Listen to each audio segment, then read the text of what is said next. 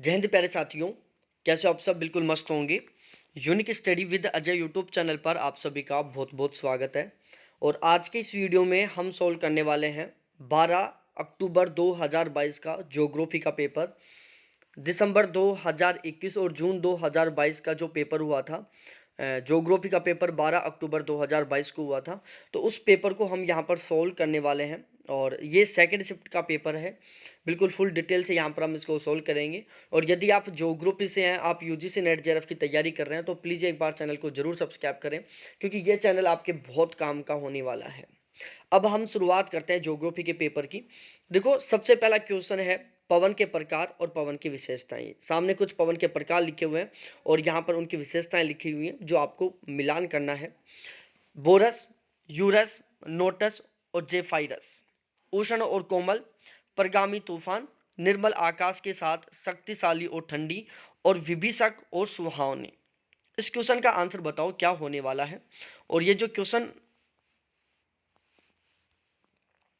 Question number 765, इसका answer दो भाई लोगों।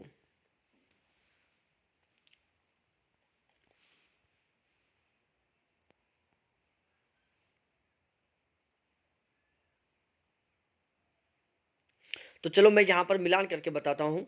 सबसे पहले यदि हम बात करें इस क्वेश्चन की, तो यहाँ पर देखो, जो बोरस पवन होती है, अब आपको पता होना चाहिए कि बोरस कैसी पवन है, ठंडी है या गर्म है, और ये कहाँ पर प्रवाहित तो होती है। यह मैं बहुत अच्छे से पढ़ा चुका हूँ। जो पेड क्लास है उसमें मैंने बहुत शानदार तरीके से उसको कंप्लीट करवा रखा है। और यहाँ पर हम बात करते हैं,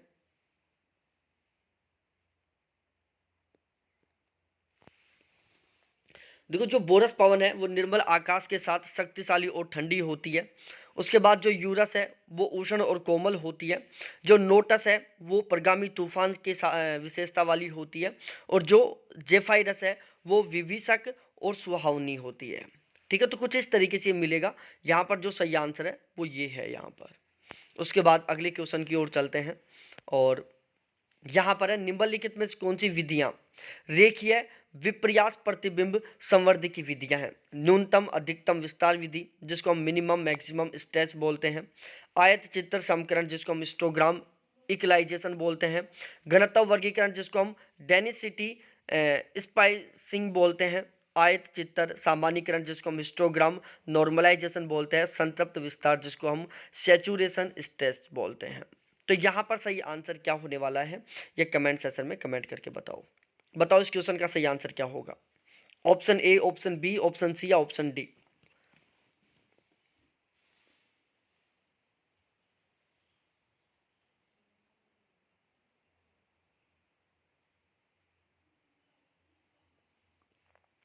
अब यहां पर देखो, निम्नलिखित में से कौन सी विधियां रेखीय विपर्यास प्रतिबिंब संवर्धी की विधियां हैं।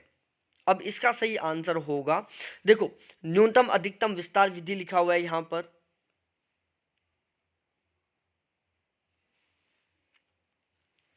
तो ये है जो इस विधि है।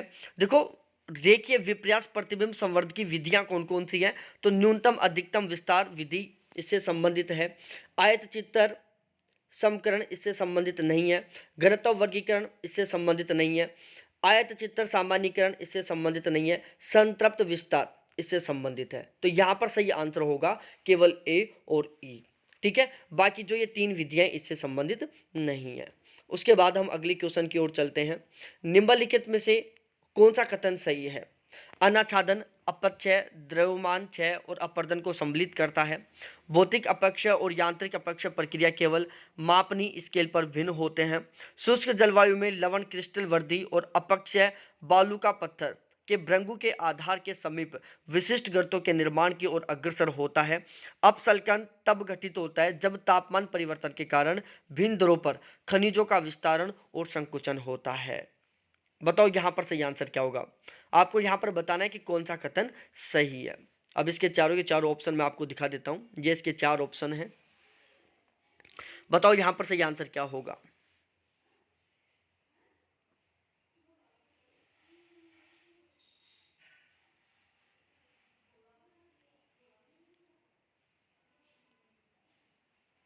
अब देखो, यहां पर कथन कौन कौन सा सही है।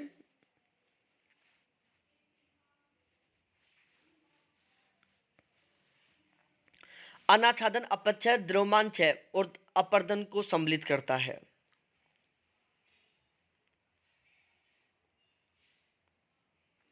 देखो, अनाच्छादन अपक्षय होता है जो द्रव्यमान क्षय और अपरदन को सम्मिलित करता है, ये स्टेटमेंट बिल्कुल ठीक है। उसके बाद में हम बात करते हैं भौतिक अपक्षय और यांत्रिक अपक्षय प्रक्रिया केवल मापनी स्केल पर भिन्न होती हैं, ये बात यहाँ पर गलत है, स्टेटमेंट 2 गलत है। शुष्क जलवायु में लवण क्रिस्टल वर्दी और अपक्षय बालू का पत्थर के भृंगु के आधार के समीप विशिष्ट गर्तों के निर्माण की ओर अग्रसर होता है, ये बात यहाँ पर बिल्कुल ठीक है। अपसल्कन तब घटित होता है जब तापमान परिवर्तन के कारण भिन्न दरों पर खनिजों का विस्तारण और संकुचन होता है, ये स्टेटमेंट भी यहाँ पर गलत है। यहाँ पर केवल ए और सी बिल्कुल सही है। उसके बाद अगले क्वेश्चन की ओर चलते हैं। डिजिटल उच्चता मॉडल डीईएम एक रोस्टर प्रारूप है। डीईएम में सारे पिक्सल अलग अलग आकृति और आकार के होते हैं। यहाँ पर बताओ कौन सा कथन सही है। ये 4 ऑप्शन है, यहाँ पर आपको आंसर देना है। दोनों सही हैं, दोनों गलत हैं। फर्स्ट सही है, सेकंड गलत है। फर्स्ट गलत है, सेकंड सही है।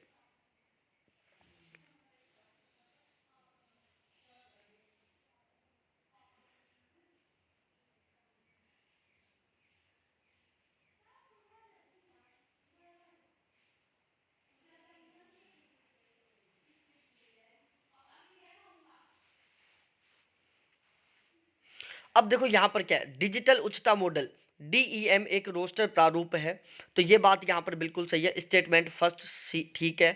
डीईएम के सारे पिक्सल अलग अलग आकृति और आकार के होते हैं, ये बात यहाँ पर बिल्कुल गलत है। तो यहाँ पर कथन फर्स्ट सही और कथन सेकंड गलत। ऑप्शन सी यहाँ पर बिल्कुल ठीक आंसर होगा।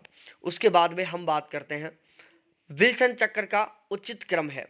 जो विल्सन चक्र है उसका हमें उचित क्रम बताना है कि विल्सन चक्र का उचित क्रम क्या होता है।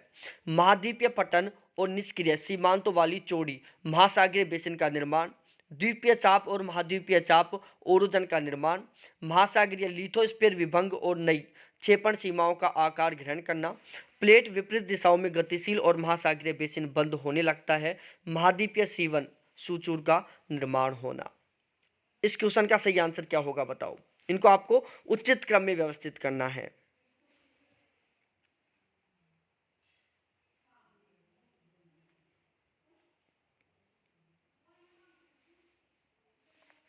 अब यहां पर उचित क्रम क्या होने वाला है, देखो सबसे पहले होता है महाद्वीपीय पट्टन और निष्क्रिय सीमांतों वाली चौड़ी महासागरीय बेसिन का निर्माण, तो पहले नंबर पर तो ये आ जाएगा। उसके बाद होता है प्लेट विपरीत दिशाओं में गतिशील और महासागरीय बेसिन बंद होने लगते हैं, दूसरे नंबर पर ये आ जाएगा। उसके बाद महासागरीय लिथोस्फीयर विभंग और नई क्षेपण सीमाओं का आकार ग्रहण करना, तीसरे नंबर पर ये आ जाएगा। उसके बाद में होता है द्वीपीय चाप और महाद्वीपीय ओरोजनों का निर्माण होना, चौथे नंबर पर ये आ जाएगा। और उसके बाद महाद्वीपीय सीवन का निर्माण होना, पांचवें नंबर पर ये आ जाएगा। तो यहाँ पर जो सही क्रम है वो होने वाला है ए, डी, सी, बी और ई। उसके बाद हम अगले क्वेश्चन की ओर चलते हैं। किस एजेंसी का संबंध आइकोनस रिमोट सेंसिंग डाटा से है। कौन सी कंपनी है, कौन सी एजेंसी है जिसका संबंध आइकोनोस से है, रिमोट सेंसिंग डाटा से है। बताओ इसका सही आंसर क्या होगा। डिजिटल ग्लोब से है, ठीक है। डिजिटल ग्लोब एक एजेंसी है जिसका संबंध आइकोनोस से है।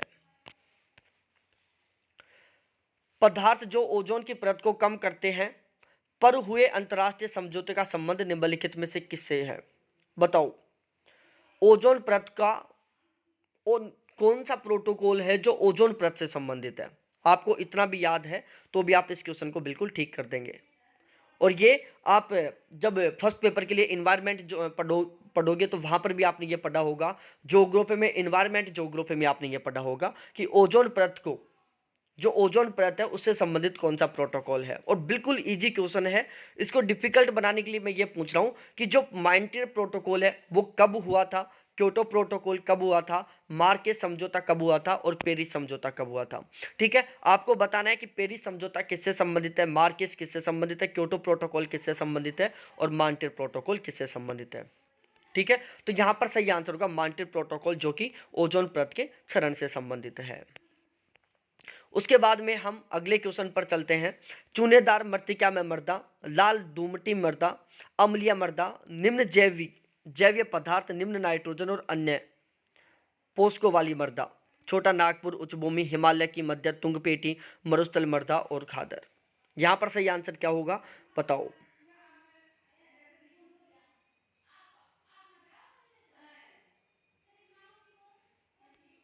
अब देखो यहां पर क्या है, चूनेदार मृत्तिका मृदा खादर से संबंधित है, लाल दोमट मृदा जो कि छोटे नागपुर उच्च भूमि से संबंधित है, अम्लीय पोरजोल मिट्टी जो कि हिमालय की मध्य तुंग पेटी से संबंधित है, और निम्न जैवीय पदार्थ, निम्न नाइट्रोजन और अम्लीय पोषक वाली मृदा जो कि मरुस्थलीय मृदा से संबंधित है। ऑप्शन ए यहां पर बिल्कुल सही आंसर होगा। उसके बाद हम अगले क्वेश्चन की ओर चलते हैं। एक भवन समूह द्वारा रूपित ज्यामितीय आकृति को जाना जाता है। बताओ, एक भवन समूह द्वारा रूपित ज्यामितीय आकृति को किस नाम से जाना जाता है।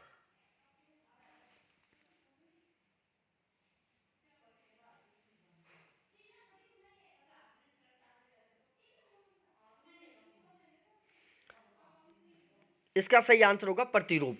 एक भवन समूह द्वारा रूपित ज्यामितीय आकृति को प्रतिरूप के रूप में जाना जाता है।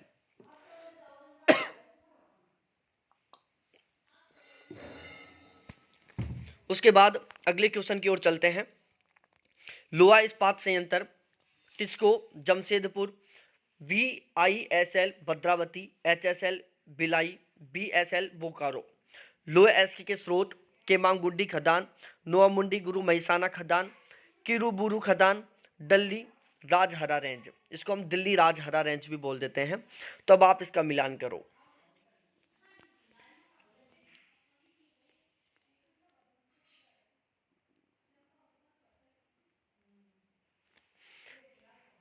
अब देखो यहां पर हम मिलान करते हैं। सबसे पहले हम देखते हैं टिस्को जमशेदपुर जो कि कहां से लोहा प्राप्त करती है। इसके लोहा का स्रोत क्या है मेरे प्यारे साथियों, वो है नोआमुंडी गुरु महिसाना। उसके बाद में हम बात करते हैं भद्रावती। भद्रावती केमांगुंडी से संबंधित है। उसके बाद में हम बात करते हैं भिलाई। भिलाई दिल्ली राजहरा से संबंधित है। और उसके बाद में हम बात करते हैं बोकारो जो कि किरीबुरी खदान से संबंधित है। अब आपको यहाँ पर आंसर देना है, जमशेदपुर कौन से जिले में स्टेट में है, भद्रावती कौन से स्टेट में है, भिलाई कौन से स्टेट में है, और बोकारो कौन से स्टेट में है। इससे संबंधित मैं आपको एक बहुत महत्वपूर्ण बात और बता देता हूं। देखो, जो बोकारो है वो छत्तीसगढ़ में है। बोकारो में जो लोहा इस्पात संयंत्र स्थापित किया गया था वो सोवियत संघ की सहायता से स्थापित किया गया था। उसके बाद में हम बात करते हैं भिलाई। भिलाई कहां पर है, छत्तीसगढ़ में है। ठीक है। और यदि हम बात करें भिलाई में जो लोहा इस्पात संयंत्र स्थापित किया गया था वो कौन से देश की सहायता से, तो वो था रूस। ठीक है। याद करने का तरीका, बोझ है, बोस है। बोझ है का मतलब है बोकारो झारखंड में, सॉरी झारखंड में, ये झारखंड में। ठीक है, झारखंड में, झारखंड में बोझ है झारखंड में।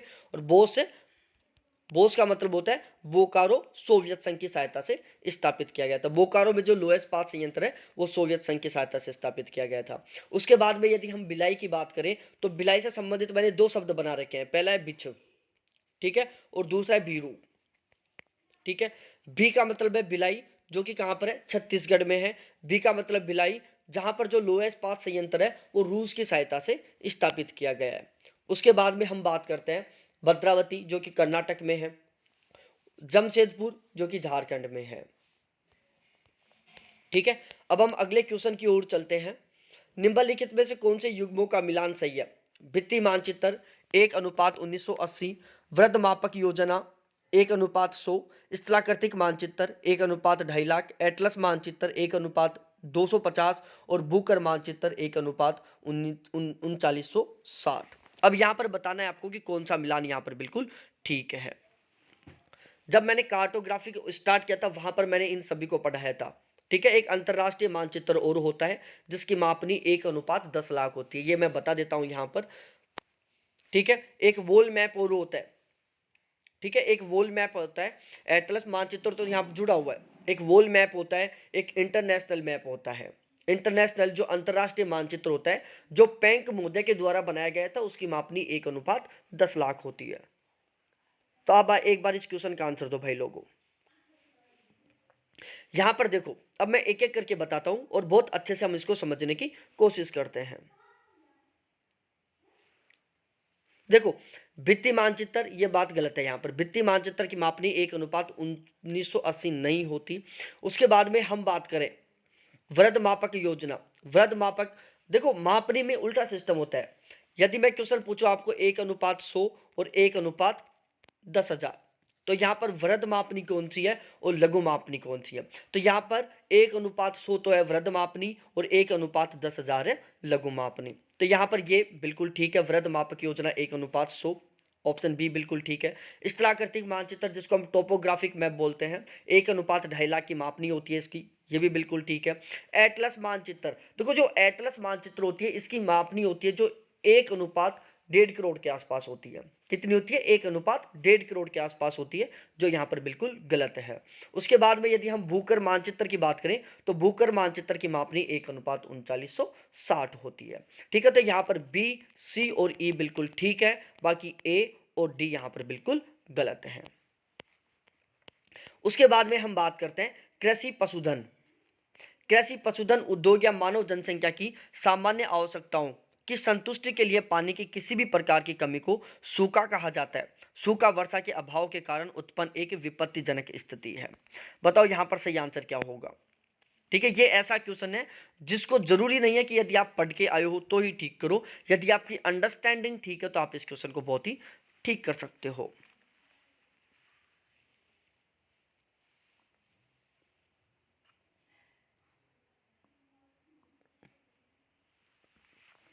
अब देखो यहां पर कथन ए और कथन कारण आर दोनों के दोनों ठीक हैं और आर ए की सही व्याख्या कर रहे हैं। अब ये सही व्याख्या कर रहा है, सही व्याख्या नहीं कर रहा है, इसको लेकर बहुत सारे कैंडिडेट कंफ्यूज हो जाते हैं। अब मैं सही व्याख्या कर रहा है या सही व्याख्या नहीं कर रहा है, इसका जो आपका कंफ्यूजन है वो मैं दूर कर देता हूं। कृषि पशुधन उद्योग या मानव जनसंख्या की सामान्य आवश्यकताओं की संतुष्टि के लिए पानी की किसी भी प्रकार की कमी को सूखा कहते हैं, क्योंकि सूखा वर्षा के अभाव के कारण उत्पन्न एक विपत्तिजनक स्थिति है। इसलिए कृषि पशुधन उद्योग या मानव जनसंख्या की सामान्य आवश्यकताओं की संतुष्टि के लिए पानी किसी भी प्रकार की कमी को सूखा कहते हैं। देखो यहां पर आपको क्या करना है, व्याख्या कर रहा है या व्याख्या नहीं कर रहा है, इसका सबसे अच्छा कारण है पहले स्टेटमेंट को पढ़ो, फिर क्योंकि शब्द जोड़ो, ठीक है, और फिर कारण को पढ़ो, फिर इसलिए शब्द जोड़कर अभिकथन को पढ़ लो। ठीक है, और यहां पर ध्यान रखना, यदि क्योंकि का सही आंसर है, ये स्टेटमेंट है, यदि इसका सही कारण है ये, तो व्याख्या कर रहा है, और यदि सही कारण नहीं है तो वो व्याख्या नहीं कर रहा। तो यहां पर ये जो सूखा है, इसका सबसे बड़ा कारण क्या है? वर्षा का अभाव। तो यहां पर इसकी व्याख्या की जा रही है। जो अभिकथन ए है उसकी कारण आर बिल्कुल अच्छे से व्याख्या कर रहा है, इसलिए यहां पर इसकी सही व्याख्या बता रहा है। उसके बाद में वॉन थेन्यून, लॉस, डोई और क्रिस्टोलर, केंद्रीय स्थल सिद्धांत, कृषि अवस्थिति सिद्धांत, फसल संयोजन और औद्योगिक अवस्थिति सिद्धांत। बताओ इस क्वेश्चन का सही आंसर क्या होगा? देखो कृषि अवस्थिति की सिद्धांत वॉन थेन्यून मोदे ने दिया था, क्रिस्टोलर मोदे ने केंद्रीय स्थल सिद्धांत दिया था। ठीक है, औद्योगिक अवस्थिति सिद्धांत ऑगस्टस लोस मोदे ने दिया था, और फसल संयोजन से संबंधित विधि डोई मोदे ने दी थी। निम्नलिखित में से कौन सा पद महाद्वीप या प्रवाह सिद्धांत से संबंधित नहीं है? बताओ कौन सा शब्द है जो महाद्वीप या प्रवाह सिद्धांत से संबंधित नहीं है?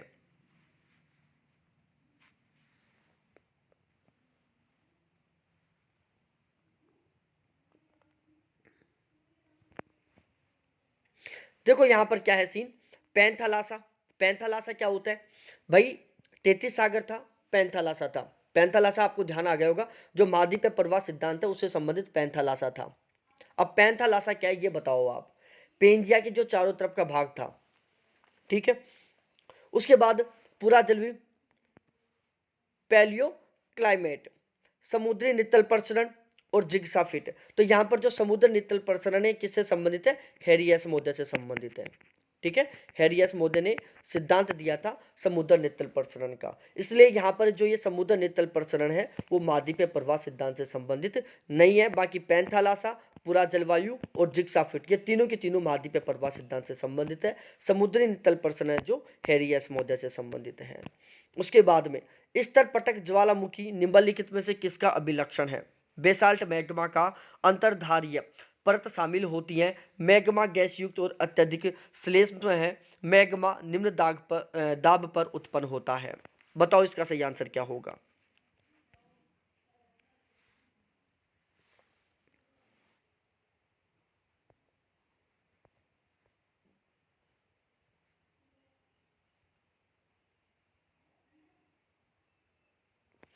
तो यहां पर सही आंसर होगा मेरे प्यारे साथियों,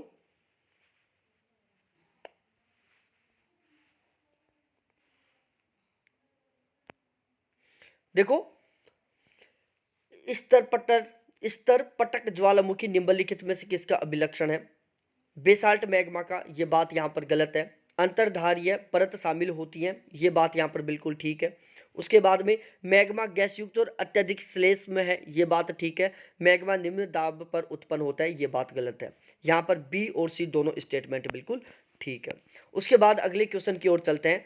एक पॉइंट आंकड़ा क्या है? बताओ एक पॉइंट आंकड़ा क्या होता है? आयाम रहित होता है, एक आयामी होता है, द्विआयामी होता है या त्रिआयामी होता है? बताओ एक पॉइंट आंकड़ा क्या होता है?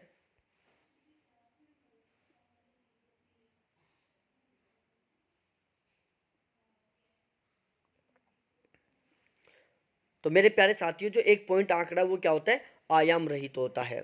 उसके बाद हम थोड़ा आगे बात करते हैं। एम डी मोरिस ने जीवन की भौतिक गुणवत्ता सूचकांक PQLI के परिकलन के लिए निम्नलिखित में से किन तीन संकेतकों को शामिल किया था? बताओ एम डी मोरिस ने जीवन की भौतिक गुणवत्ता सूचकांक के परिकलन के लिए निम्नलिखित में किन तीन घटकों या संकेतकों को शामिल किया था? बताओ यहां पर सही आंसर क्या होगा?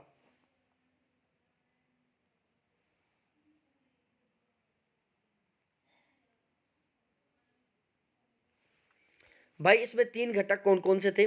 शिशु मृत्यु दर थी, 1 वर्ष की उम्र पर जीवन प्रत्याशा था और 15 वर्ष की उम्र पर मूल साक्षरता था। ठीक है, तो साक्षरता, जीवन प्रत्याशा और शिशु मृत्यु दर, ये इसमें तीनों के तीनों शामिल थे। उसके बाद में फसल विविधता सूचक सिग्मा एक्स स्क्वायर बटा सिग्मा एक्स स्क्वायर का होल स्क्वायर उपयुक्त सूत्र में एक्स निर्देशक करता है। फसल सकल फसलीय क्षेत्र को, प्रत्येक फसल के अंतर्गत कुल फसलीय क्षेत्र को, शुद्ध बोया गया क्षेत्र को, प्रत्येक फसल के अंतर्गत शुद्ध बोया गया क्षेत्र को। बताओ यहां पर सही आंसर क्या होगा?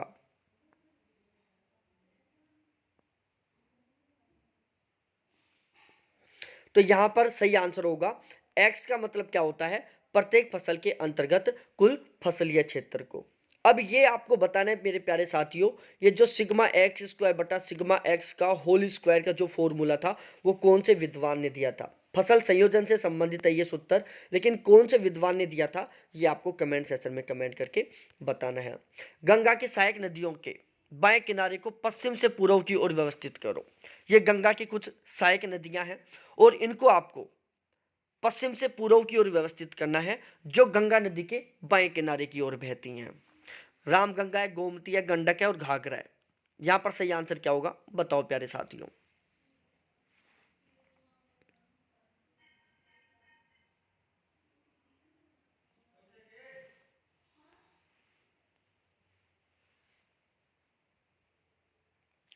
गंगा की सहायक नदियों के बाएं किनारे को पश्चिम से पूर्व की ओर व्यवस्थित करो।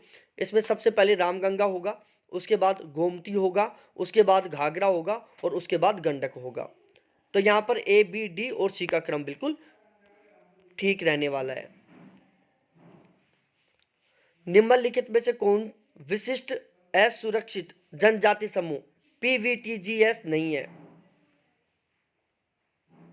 वन टांगिया है, मरम नागा है, सहरिया है और रियंग है। बताओ यहां पर सही आंसर क्या होगा? वन टांगिया यहां पर बिल्कुल राइट आंसर होने वाला है। उसके बाद हम अगले क्वेश्चन की ओर बात करते हैं। निम्नलिखित में से कौन सी स्थानीय पवन एक कैटाबैटिक पवन है? बताओ कौन सी पवन है जिसको हम कैटाबैटिक पवन के नाम से जानते हैं। चलो साथ के साथ आप ये भी आंसर दे दो, चिनुक पवन की क्या विशेषता है? ये ठंडी है, गर्म है, कहाँ पर बहती है? फोन पवन ठंडी है, गर्म है, कहाँ पर बहती है? सांताना ठंडी पवन है या गर्म पवन है, कहाँ पर बहती है? और मिस्ट्रल ठंडी पवन है या गर्म पवन है और ये कहाँ पर बहती है? इसका आप आंसर दो।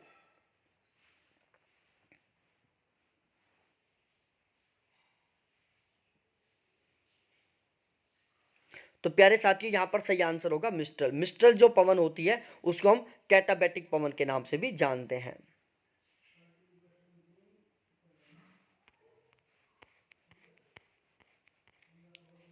विश्व में पर्यटन उद्योग के विस्तार में कौन सी घटनाओं ने महत्वपूर्ण भूमिका निभाई? कालानुक्रम में व्यवस्थित करो। पहिए का आविष्कार है, द्वितीय विश्व युद्ध का अंत है, थॉमस कुक ने यूके के लेसेटर और लोगबरो के मध्य प्रथम पैकेज टूर की व्यवस्था की, जेट वायुयानों का प्रयोग पैसेंजरों के आवागमन के लिए किया। बताओ यहां पर सही आंसर क्या होगा? इस क्वेश्चन का सही आंसर दो प्यारे साथियों।